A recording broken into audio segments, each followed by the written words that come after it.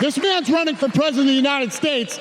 He's fighting for the future of this country, and he's concerned about interrupting my family trip. That's the President Trump that I know, a man who truly cares about people.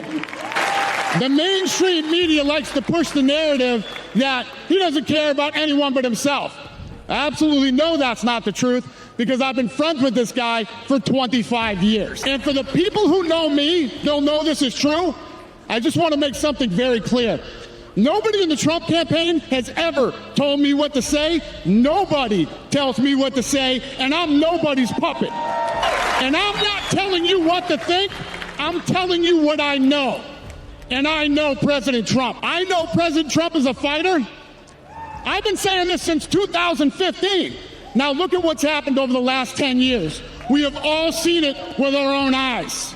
I'm in the tough guy business, and this man is the toughest, most resilient human being that I've ever met in my life. The higher the stakes, the harder he fights, and this guy never, ever gives up. So what's at stake here? The answer is in President Trump's text, and I quote, "A fight for our country." I know why he's running for president again. Why else would he put himself through everything he's dealt with just to get back here? We all know he doesn't need this. This guy's got a great life, he has a beautiful family, and he has achieved everything that you could possibly achieve in life. I know President Trump is literally putting his life on the line for something bigger than himself, and he's willing to risk it all because he loves this country. And I know he wants what's best for the American people, all American people. I know he's running for president to save our American dream. I'm living the American dream, and I know the American dream is very real. Whether you were born in this country or came here from someplace else, this is the last real land of opportunity. President Reagan once said, "Government's first duty is to protect the people, not run their lives." And if you're buried in government red tape, how will you ever start your own business? If you're struggling to pay your bills, how can you ever afford to start a family? And if you don't feel safe in your own town, why would you ever buy a house? I know that President Trump is fighting to save the American dream, and that's what's at stake in this election. We are choosing who we want to lead us in this fight. I know President Trump is a proven leader, a fearless leader, and this country was in a much better place when he was in the Oval Office. In my mind, the choice is clear. But this election, we all get to choose. I know I'm going to choose strength and security. I know I'm going to choose opportunity and prosperity. I know I'm going to choose real American leadership and a real American badass. And I'm not telling you what choice to make, and I'm not telling you what to think. I'm telling you what I know. I know America needs a strong leader, and the world needs a strong America. I know Donald J. Trump is the best choice for President of the United States. Number one, you take any of the greatest fighters of all time, Trump is number one. The most resilient human being that I've ever met in my life. In what respect? Why keep doing this? You know, you got money, you got a great life, you got whatever. Why keep doing this? And the one thing that I can tell you, and this is a fact, this guy loves this country, right? And he loves all Americans, regardless of what color, religion, or whatever it is. He's not a racist. He's a good human being, and he loves America, and he cares about this country. Period. End of story. If he wasn't that type of guy, I would never even associate myself with him. Why does your audience seem to like the former president so much? Well, the thing is, with our fan base and our fighters, we're all very aligned in life and everything else. And it's not that it's any real political side. We're for common sense. That's all everybody's looking for. Everybody wants the same thing. There's no difference. And anybody in this room, if you let all the media BS go away, we all want to make a good living. We all want to get a house. Right. We want some nice cars. We want kids. We want to take care of our kids. We want our kids to do well and go to college. Everybody wants the same thing. It's not like we don't. It's just the media has created this divide in this country that needs to go away, and hopefully soon it will. Where does he rank at 77? Number one.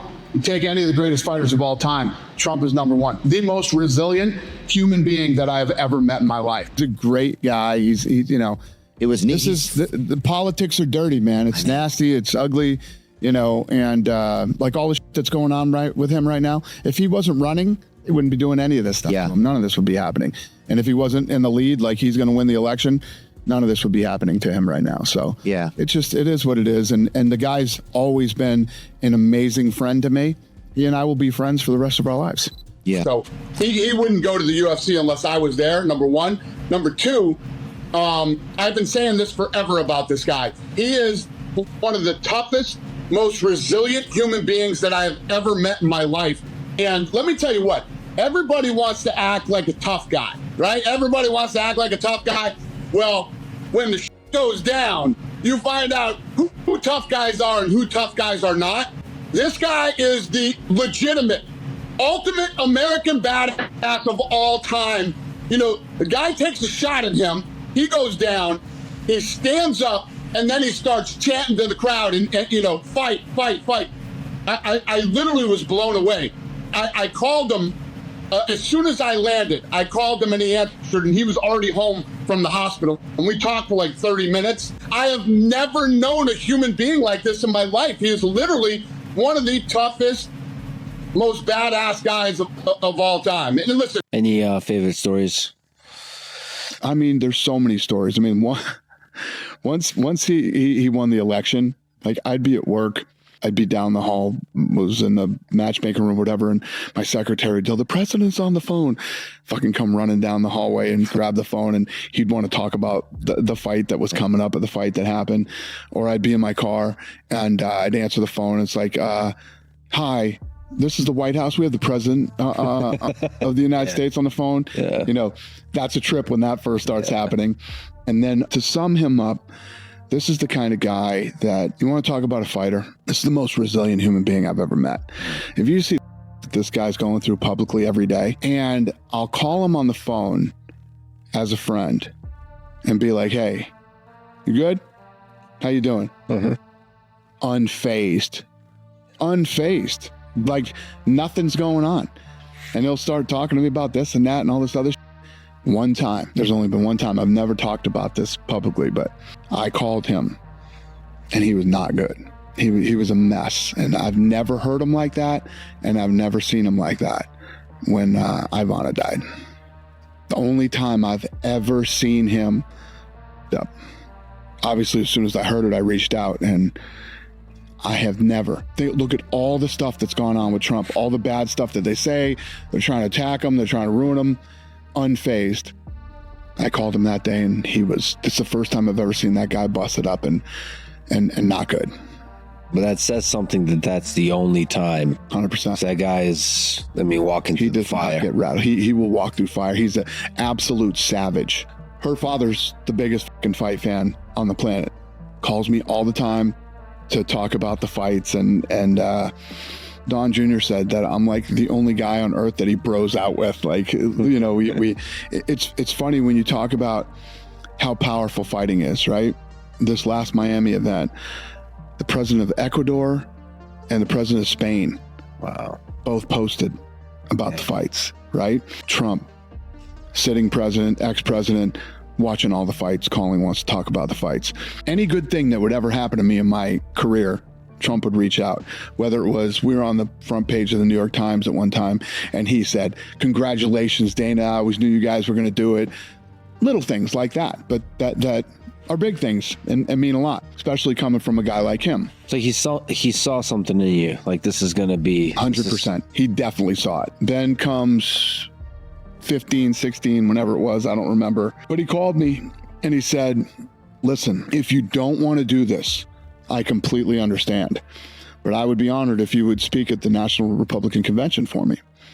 And I'm not a very political guy, you know what I mean? And everybody told me not to do it. Do not do this. But I was like, why would I not do this? This guy's been great to me, you know, and I did it. And our relationship is just like, you know what I mean? I consider Donald Trump to be one of my very, very good friends. You think he wins the presidential election? I don't know, man. It's going to depend on how this whole politics is the most dirtiest, scummiest thing on planet Earth, man. And who knows how this is all going to play out. It's all dirty. It's all ugly. And I'm rooting for him and I'm behind him. And I hope he does. But we'll see. What's dirtier, the fighting game in the early days or politics? There's nothing dirtier than politics. Nothing. There's literally nothing dirtier. All right. I was literally on the plane. I found out, my wife woke me up and said they just shot Trump, and I'm on a plane. I was freaking out, and I was texting, his family and trying to find out what happened, and they responded to me and let me know that he was okay. He was in the hospital. And then as soon as I landed in Italy, I called him, and I don't care whether you like Trump or you don't like Trump or whatever your deal is. He's a human being with a family, and he's an American. He loves this country. And what he did, everybody likes to act like all men think they're tough guys at some level. How that guy responded to that, we all hope we could act. We're a quarter of the man he was when he got shot at. I'm biased with Trump because I've been friends with the guy for 25 years. He's got so many good qualities about him. I mean, when he was president, the economy was strong. Everything was good. Absolutely. He's one of the most stand-up, solid dudes that I've ever met in my life. If he gives you his word, done. We've been friends for a long time, and nobody wants to get dragged out into the political arena. It's all fucking bullshit, and you know what I mean? It's all just a bunch of bullshit.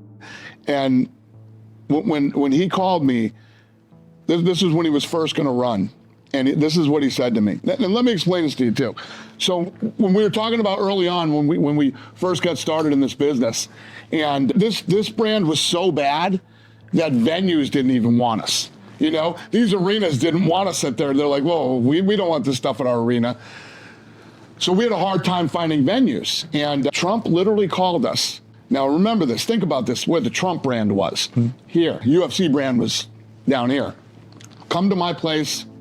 Do the event here. We'll have you at the Trump Taj Mahal, blah, blah, blah, blah, blah. We get there. Greatest setup for us. He did this whole thing for us. Showed up to the first fight and was there till the last fight. Both times we went there. Everything that happened to me in my career from there on out, he would pick up the phone and congratulate me or send something. Always been a solid guy with me. He calls me and says, I'm running for president.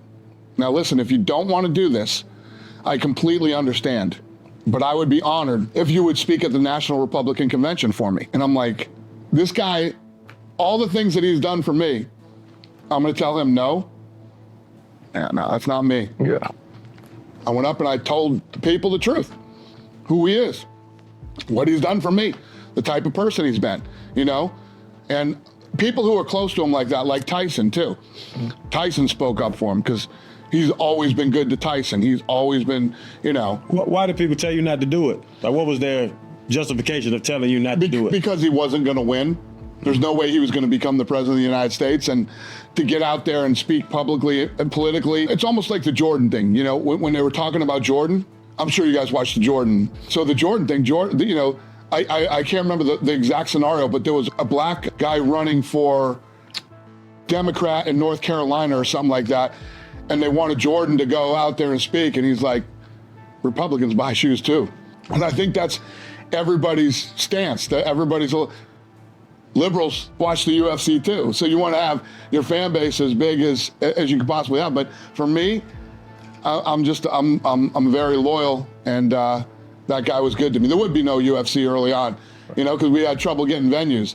He helped us, and he helped take us to another level at a time when he didn't have to, and at a time when his brand was powerful and ours was nothing.